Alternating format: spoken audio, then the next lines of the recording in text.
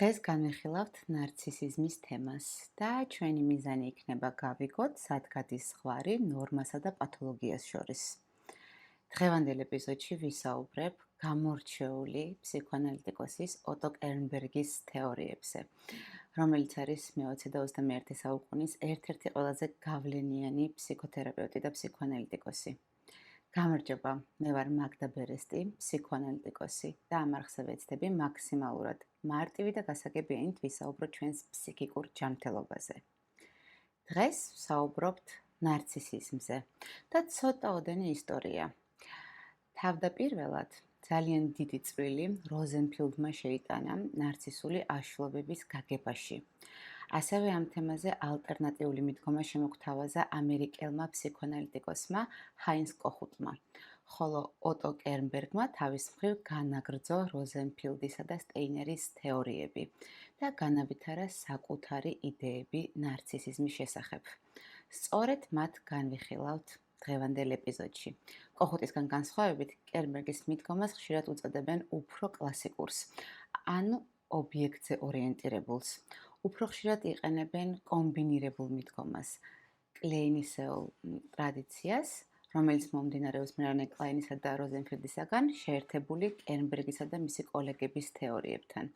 ეს კომბინაცია დღეს ითვლება ყველაზე დაბალანსებულად და გავლენას ახდენს ნარცისიზმის საერთო წარმოდგენაზე. რომ გავიგოთ, რა არის პათოლოგია, ჯერ უნდა გვესმოდეს, რა არის ნორმა. და მოკლედ, რას ნიშნავს ნორმალური ნარცისიზმი და შეიძლება თუ არა ნარცისიზმი იყოს საერთოდ ნორმალური. კი, ეს პიროვნების ბუნებრივი ნაწილია. ის მოიცავს თვითღირებულების გრძნობას, სიცოცხლისგან მიღებულ სიამოვნებას, ავტონომიურობის უნარს, მაგრამ ამავე დროს სიახლოვის საჭიროებასაც. და ეს აბსოლუტურად ნორმალური შეგრძნებაა, რომელიც დაფუძნებულია მთლიან იდენტობაზე, ანუ იმაზე, რომ ადამიანი განიცდის თავს როგორც მდგრად მეს. კლინიკურ ფსიქოანალიზში ფროიდთან ნარცისიზმი არის ლიბიდინური ინვესტიცია საკუთარ მეში. ესე იგი, სიყვარულის ენერგია მიმართული შიგნით საკუთარ თავზე. მოგვიანებით ობიექტური ურთიერთობების თეორიების გავლენით ეს განმარტება გაფართოვდა. მაგალითად, ფრანგი ფსიქოანალიტიკოსი ანდრე გრინი თვლიდა, რომ ჯანმრთელი ნარცისიზმი მოიცავს არამხოლოდ ლიბიდოს, არამედ აგრესიასაც ლიბიდინური კომპონენტების პრევალირებით. არსებითად, ჯანმრთელი ნარცისიზმი არის წონასწორობა. ადამიანს შეუძლია იყოს აქტიური მოსიყვარულე, მაგრამ ასევე იცავდეს თავს, შეეძლოს საკუთარი საზღვრების დაცვა და ყველაფერი ეს ინტეგრირებულია მის იდენტობაში. ხოლო პათოლოგიური ნარცისიზმი ჩნდება მაშინ, როცა ეს ინტეგრაცია დარღვეულია. და რა არის პათოლოგიური ნარცისიზმი ოტო კერნბერგის თეორიის მიხედვით? ნორმალური ნარცისიზმისგან განსხვავებით, სადაც პრევალირებს საკუთარი თავის სიყვარული, ცხოვრებით კმაყოფილება, ღირებულების გრძნობა, პათოლოგიურ ნარცისიზმში დომინირებს აგრესია და შური. აგრესია მიმართულია საკუთარ მეზე და იწვევს მთლიანი იდენტობის კრებას. ანდრე გრინმა ეს დააკავშირა სიკვდილისკენ სწრაფვასთან. პათოლოგიური ნარცისიზმის შემთხვევაში ეს არ არის ლამაზი მეტაფორა. ეს რეალური თვითდესტრუქციული პროცესია პიროვნების შიგნით. თუმცა ხანდახან შეიძლება ასე საერთოდ არ ჩანდეს. და იმ კითხვაზე პასუხი, თუ რას ვუწოდებთ კონკრეტულად პათოლოგიურ ნარცისიზმს? აქ ჯერ მნიშვნელოვანია დავაზუსტოთ, რომ სიტყვა ნარცისიზმი შეიძლება ნიშნავდეს ძალიან განსხვავებულ რამეებს და ეს ხშირად იწვევს ბუნდოვანებას. კერნბერგი კი გვთავაზობს პათოლოგიური ნარცისიზმის ცნება შევზღუდოთ ორი ძირითადი ვარიანტით. პირველი ვარიანტი ეს არის ინფანტილური ნარცისიზმი. ეს მაშინ, როდესაც პიროვნების განვითარება ჩერდება ადრეულ ბავშვურ დონეზე. ანუ ადამიანი ვერ ახერხებს ნარცისიზმის მომწიფებულ ფორმაზე გადასვლას. ეს შეიძლება ვლინდებოდეს ყველაზე განსხვავებულ ფსიქოლოგიურ პრობლემებში და არ არის აუცილებელი მხოლოდ გამოვლინდეს პიროვნების აშლილობაში. ხოლო მეორე ვარიანტი ეს არის ნარცისული პიროვნების აშლილობა. ეს, რა თქმა უნდა, უფრო მძიმე და მდგრადი ვარიანტია. აი ფროიდი საუბრობდა ნარცისიზმზე, ასევე პირველად ნარცისიზმზე, მაგრამ არასდროს აღწერდა ნარცისულ აშლილობას, როგორც ცალკე კატეგორიას. ამ დიაგნოზის თანამედროვე გაგება განვითარდა მოგვიანებით მელანი კლაინის სკოლის წყალობით და კერნბერგისთვის მნიშვნელოვანია დიაგნოსტიკის საკითხი, რადგან ისთვის, რომ კარგი და ზუსტი დიაგნოსტიკა ეს არის პროგნოზის, შეფასების და ღირებული თერაპიის მეთოდის არჩევის საფუძველი. ის ხაზს უსვამს ნარცისიზმის სხვადასხვა ფორმების განსხვავების მნიშვნელობას და იმის გაგების საჭიროებას, რასთან აქვს კონკრეტულად საქმე ფსიქოთერაპევტს ან ფსიქოანალიტიკოსს. და როგორ გამოიყურება ნარცისული პიროვნების აშლილობა. ადამიანს ჩამოყალიბებული აქვს პათოლოგიურად გრანდიოზული მე. ეს არის ყველაზე მთავარი ნიშანი. საკუთარი განსაკუთრებულობის და უპირატესობის გრძნობა. გამოხატული ეგოიზმი. დარწმუნებულია იმაში, რომ ის იმსახურებს განსაკუთრებულ დამოკიდებულებას. ძლიერი დამოკიდებულება სხვების მხრიდან აღტაცებაზე. თითქოს გარე მოწონების გარეშე ადამიანი არ არსებობს და კარგავს საყრდენს. ხშირად გრანდიოზული წარმატების, ყოვლისშემძლეობის, საკუთარი განსაკუთრებული მისიის ფანტაზიები გვაქვს. ისინი ძალიან ცდილობენ აიცილონ სიტუაციები, სადაც რისკის ქვეშ შეიძლება დადგეს მათი წარმოდგენები საკუთარ თავზე. გარედან შეიძლება ძალიან თავდაჯერებულად გამოიყურებოდნენ, მაგრამ პერიოდულად უჩნდება დაბალი თვითშეფასების და სირცხვილის გზნობის მწვავე ამოფრქვევები. ძალიან ხშირად არსებობს შური, ფარული, მაგრამ ძლიერი. და საინტერესოა, როგორ უნდა გვესმოდეს შური ამ კონტექსტში. კერნბერგი ხაზს უსვამს, რომ შური არის სიძულვილი იმ კარგი რამის მიმართ, რაც სხვას აქვს, მაგრამ თვითონ ადამიანს არ გააჩნია. ჩვეულებრივი სიძულვების დილისგან განსხვავებით, რომელიც მიმართულია ცუდ ობიექტზე, შური ანადგურებს აქ იმას, რაც ადამიანს რეალურად სურს. მოდით ამას უფრო კარგად ავხსნი. ანუ ადამიანს სურს კონდეს ის, რაც აქვს სხვას, მაგრამ იმის მაგივრად, რომ შთაგონდეს და მიისწრაფოდეს ამ რაღაცისკენ, მას სურს გაანადგუროს. და ეს ანადგურებს როგორც ურთიერთობებს, ასევე თვითონ ადამიანს შიგნიდან. ერთ-ერთი თვალსაჩინო სიმპტომი გვაქვს ხშირი და ქაოსური სექსუალური კონტაქტები. ნარცისულ პაციენტებში ხშირად შეიმჩნევა უწესრიგო, მოუწესრიგებელი სექსუალური ცხოვრება, როგორც მამაკაცებში, ასევე ქალებში. ეს არ არის სიამოვნების ან სიახლოვის შესახებ. ეს არის გზა საკუთარი მნიშვნელობის დასამტკიცებლად, შინაგანი სიცარიელის დასაკომპენსირებლად, საკუთარი განსაკუთრებულობის დადასტურების მისაღებად. მაგრამ როგორც წესი, ეს არ იძლევა დაკმაყოფილებას, მხოლოდ ზრდის შინაგან არასტაბილურობას. და განვიხილოთ, როგორ მუშაობს შური და ეჭვიანობა ნარცისულ პიროვნებებში და როგორ ანადგურებს ურთიერთობებს. მაგალითად, მამაკაცი იწყებს ურთიერთობას ქალთან, რომელიც თავიდან ძალიან მოსწონს, აღფრთოვანებულია მისით. ქალი ლამაზია, ჭკვიანი, იწვევს აღტაცებას.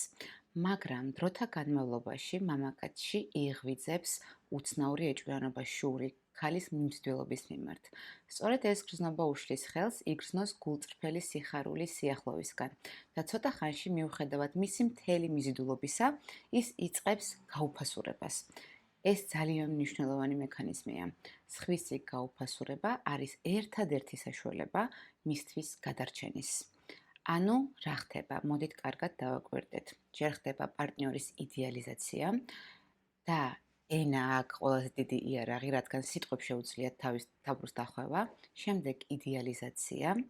ეს მათთვისაც მნიშვნელოვანია, რადგან სხვა თუ იდეალურია და ჩემით დაინტერესდა, ესე იგი მე ნიშნავ რაღაცას. მაგრამ შემდეგ ირთვება შური და ეჭვიანობა. რატომ არის ის ასეთი კარგი? რატომ უყურებს ყველა? და უკვე იგრძნობს საფრთხეს. იწყება გაღიზიანება შიში, იმედგაცრუება. უფრო და უფრო ნაკლებად ინტერესდება მისით. დაცვითი რეაქცია ეს ერთგვარი, უფრო და უფრო შორდება და მალე კვლავ ეძებს ახალ განსაკუთრებულს, კვლავ აიდეალურებს სხვას და ყველაფერი მეორდება წრეზე. ასე ყალიბდება შაბლონი, ძლიერი მიზიდულობა, იდეალიზაცია, შემდეგ გაუფასურება, რომელიც გამოწვეულია შურით და ეჭვიანობით და შემდეგ გაყოფა. და ესე დაუსრულებლად. ამის გამო ადამიანები ნარცისული პიროვნების აშლობით ვერ პოულობენ დაკმაყოფილებას ხანგრძლივ ურთიერთობებში. მათ ეჩვენებათ, რომ ეს არ არის ის ადამიანი, მაგრამ რეალური პრობლემა მათშია. ეს არ არის კონკრეტული პარტნიორის შესახებ, ეს არის შინაგანი კონფლიქტის შესახებ, სადაც ეჭვიანობა და შური ანადგურებს სიყვარულს. ასეთი ადამიანები იტანჯებიან, მაგრამ ვერაც ცნობიერებენ რა უშლით ხელს ურთიერთობების შენებაში. ისინი გრძნობენ სიცარიელეს მარტოობას, მაგრამ აგრძელებენ ერთი პარტნიორიდან მეორეზე გადახდომას. და ეჭვიანობა და შური არ გამოიხატება მხოლოდ სიყვარულში. მაგალითად, ისინი მიდიან წვეულებაზე და მათთვის მნიშვნელოვანია იყვნენ ყველაზე ეფექტურები. ან მუშაობენ კოლექტივში და სურთ იყვნენ საუკეთესო, ყველაზე საინტერესო, ყველაზე წარმატებული. უჭირთ ემოციების გამოხატვა. შეიძლება გამოიყენონ სხვები, მაგრამ თვითონ ეშინიათ დამოკიდებულნი იყვნენ სხვაზე. დამოკიდებულება მათთვის სისუსტეა, ურთიერთობაც სისუსტეა. ვერ იტანენ განცდას, რომ ვიღაც სჭირდებათ. დაბალი ემპათია. რთულია ნამდვილად იყვნენ ვინმესთან ახლოს, როგორც პირად ცხოვრებაში, ასე პროფესიულ ცხოვრებაში. მათ შეუძლიათ ჩაერთონ რომელიმე საქმეში, თუ გრძნობენ, რომ იქ არიან ნომერ პირველნი. რაც ძალიან თვალსაჩინო და მნიშვნელოვანია ასევე, ასეთ ადამიანებს ხშირად აქვთ ძალიან სუსტი სუპერ ეგო. სუპერ ეგო ჩემმა გამომწერებმა ალბათ კარგად იცით, რასაც ნიშნავს. თუ არ იცით, მაშინ გადადით ჩემს არხზე და მონახეთ შესაბამისი ეპიზოდი და აუცილებლად ნახეთ. სუსტი სუპერეგო, ანუ შინაგანი მორალური სისტემა, ხო? მათ არ აქვთ მკაფიო კავშირი ღირებულებებთან, იდეალებთან, ამის ნაცვლად აქვთ მხოლოდ შინაგანი აკრძალვები, შეზღუდვები და დასჯის შიში. მათი ქცევა რეგულირდება არადანაშაულის გზნობით, როგორც მომწიფებულ ნევროტულ პიროვნებაში, არამედ სირცხვილის შიშით. ისინი არ ატყუებენ, არ იპარავენ, არ კლავენ, არა იმიტომ, რომ ეს ცუდია, არამედ იმიტომ, რომ ეშინიათ გამოაშკარავების, დამცირების დაცინვის. მათში დომინირებს ინფანტილური ღირებულებები. და მნიშვნელოვანია იყვნენ ლამაზები, მოდურები, ტრენდულები, იბრძყინონ სტატუსით, მანქანით, ტანისამოსით, ცხოვრების წესით. ეძებენ აღტაცებას, მაგრამ არა შინაგანი შინაარსის საფუძველზე, არამედ გარეგანი გამოვლინებებით. და ეს ყველაფერი პათოლოგიური ნარცისიზმის შედეგია, სადაც აგრესია და შური ქმნის შეუძლებლობას სხვასთან ყოფნის და ჯანსაღი ურთიერთობების აწყობის. ოტო კერნბერგი ასევე გამოყოფს ნარცისული პიროვნების აშლობის განსაკუთრებით მძიმე ფორმას. ავთვისებიან ნარცისიზმს უწოდებს. და ეს არ არის უბრალოდ გამოხატული ეგოცენტრიზმი ან ზედაპირული უპირატესობის გრძნობა. ეს არის სინდრომი, რომელშიც შედის რამდენიმე დამანგრეველი კომპონენტი. პათოლოგიური გრანდიოზულობა, განცდა, რომ ადამიანი უნიკალურია და სხვებზე მაღლა დგას. პარანოიდული ნიშნები, მიდრეკილება, კრიტიკა აღიქვან როგორც თავდასხმა, დაინახონ საფრთხე იქ, სადაც არ არსებობს. აგრესია, არა უბრალოდ გაღიზიანება, არამედ აგრესია როგორც კონტროლისა და ძალაუფლების განცდის გზა.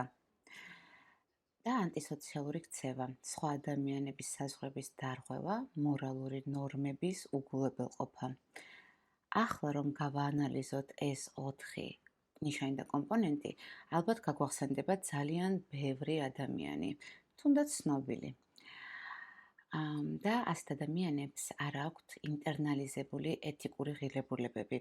მათთვის უცხოა დანაშაულის ან პასუხისმგებლობის გრძნობები. ძალაუფლება და აგრესია მათთვის ხდება საკუთარი უპირატესობის დადასტურების გზა. ისინი შეიძლება იყვნენ საშიში სხვებისთვის, მაგრამ აუცილებლად საკუთარი თავისთვისაც. მნიშვნელოვანია ერთი რამ, რომ ყოველივე ამის მიუხედავად, მათ მაინც შეიძლება ჰქონდეთ ფსიქოთერაპიული პოტენციალი, მაგრამ პროგნოზი ბევრად უარესია, ვიდრე ნარცისიზმის სხვა ფორმებში. ოტო კერნბერგი ასევე ხაზს უშლამს ერთ საერთო ნიშანს, რომელიც დამახასიათებელია ნარცისული პათოლოგიების ყველა საერთო ტიპისთვის, შინაგანი სიცარიელე.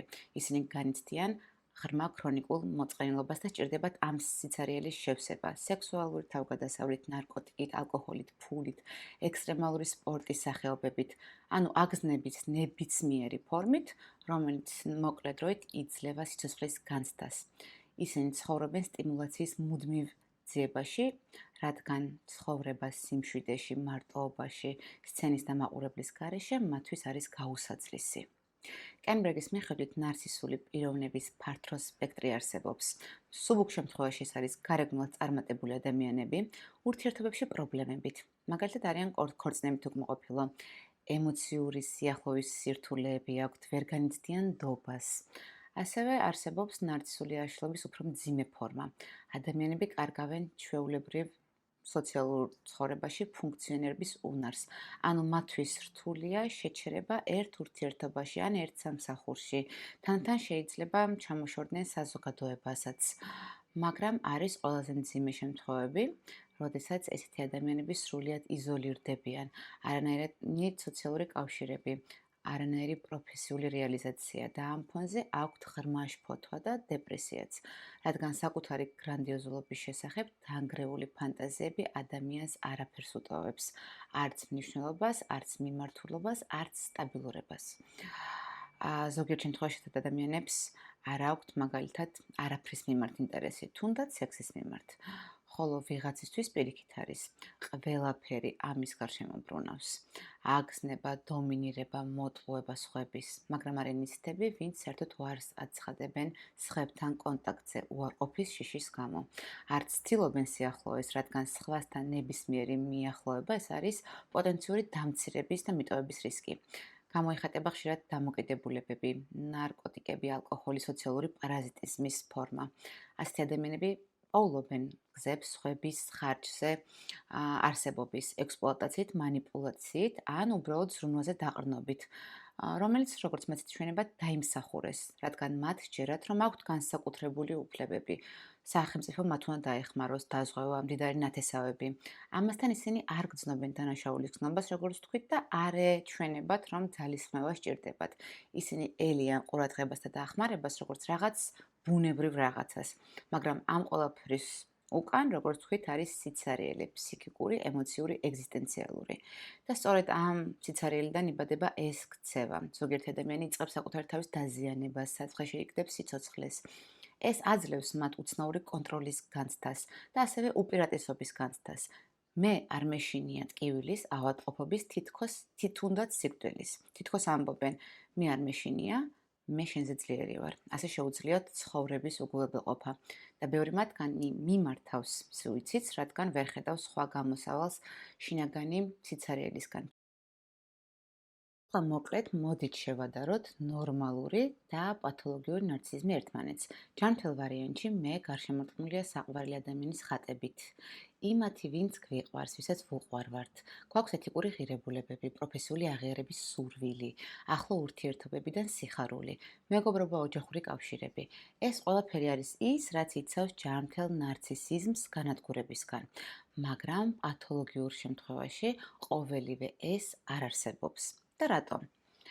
კერნბერგი მიზეზებს უკავშირებს შემდეგ კომბინაციას. თანდაყოლილი აგრესია, გენეტიკურად განპირობებული, ადრეული ბავშვობის ტრამული გამოცდილება და მშობლების მხრიდან სიყვარულის ნაკლებობა. ანუ როცა მშობლებს ვერ უყვართ გულწრფელად ბავშვი, მაგრამ აღტაცებულები არიან მისი წარმატებით ან გარეგნობით. და ბავშვი სწავლობს, რომ მისი ღირებულება მხოლოდ ამ თვისებებშია და სიყვარული ნაცვლდება დემონსტრაციით. აი, მიყურეთ როგორი ვარ. და თუ მისი გარეგნული გამოვლინებების გამო იმსახურებს სხვების აღტაცებას და მოწონებას, მაშინ ეს ნიშნავს, რომ მას შეუძლია ტკივილისა და ფრუსტრაციის თავიდან აცილება ამ ფორმით. მაგრამ ამასთან ის მაინც გრძნობს, რომ სხვები უფრო ბედნიერები არიან და ეს აღწრავს ეჭვიანობას და შურს, სირცხვილს, აგრესიას, წყენას. ჩაკეტილ წრეს, გაუფასურების, სიძუნწის, განსაკუთრებული მოპყრობის მოთხოვნის, ასე ყალიბდება და ყარდება გრანდიოზული მე. პათოლოგიური ნარცისიზმი ეს არის ისტორია სიცარიელის, ეჭვიანობის და კავშირის განადგურების შესახებ, მაგრამ ასევე ყოველთვის არსებობს ფარული სურვილი, იყოს საყვარელი და მნიშვნელოვანი სხვებისთვის. შემდეგ ვიდეოებში განვიხილავთ ნარცისული ურთიერთობების ტიპებს, იმას თუ რა არის ნარცისული კავშირი და რატომ არის ისეთი რთული ამ კავშირის გაწყვეტა, ურთიერთობის შეწყვეტა მათთან. ვისაუბრებთ ოჯახურ სისტემაზეც, ანუ იმაზე თუ როგორ გამოიყურება ოჯახი, სადაც იზრდებიან ასეთი ადამიანები. კომენტარებში დამიწერეთ თქვენ რას ფიქრობთ ამ თემასთან დაკავშირებით და გამიზიარეთ თქვენი გამოცდილება. ასევე კიდევ რომელი საკითხია თქვენთვის საინტერესო. შემდეგ ეპიზოდში აუცილებლად ვისაუბრებ ამაზე. არ დაგავიწყდეთ ამ ეპიზოდის მოწონება და აუცილებლად გამოიწერეთ ჩემი არხი მეტი საინტერესო კონტენტისთვის. ნახვამდის.